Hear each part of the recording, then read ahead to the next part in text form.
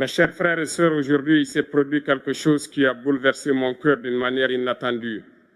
Un moment si pur, si innocent, qu'il m'a rappelé pourquoi je me bats, pourquoi je parle et pourquoi je suis devant vous aujourd'hui. Je m'adressais à une assemblée comme celle-ci, et soudain une petite fille d'environ 8 ans s'est levée, un petit carnet à la main. Elle m'a regardé avec des yeux dépourvus de peur, de haine, seulement d'innocence et de vérité.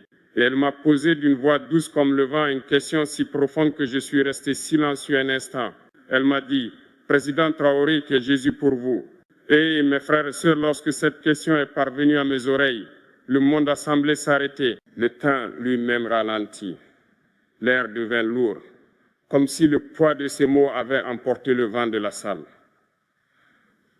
Je n'entendais plus le bourdonnement des micros, le frottement des papiers, ni le murmure incessant du public. Les appareils photos cessèrent de flasher, comme si les objectifs eux-mêmes étaient assommés. Les murmures et ces murmures incessants qui suivent un guide partout se turent comme des gouttes de pluie figées en plein vol. Chaque son s'estompa, chaque bruit disparut. C'était comme si la terre s'était arrêtée de tourner juste pour cette voix, cette petite voix innocente.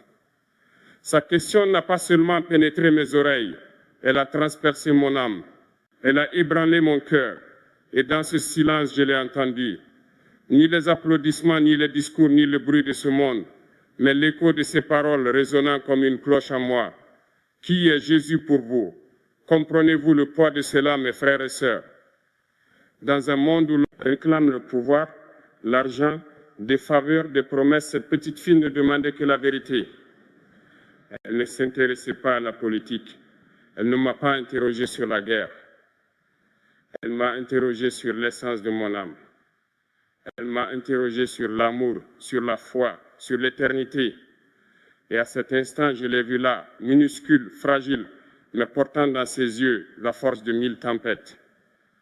Ses doigts serraient ce petit carnet, ses jointures étaient blanches de nervosité. Et pourtant sa voix, assurée, intrépide, pure, le genre de pureté que ce monde essaie de détruire chaque jour.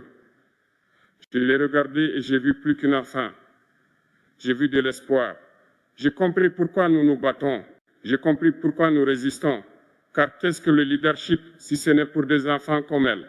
Qu'est-ce que la liberté si ce n'est pour des âmes comme la sienne de grandir sans peur, sans mensonge, sans chaîne? Cette question n'était pas qu'une question, c'était un miroir. Cela m'a forcé à regarder en moi au-delà des titres, des discours, du poids d'une nation sur mes épaules.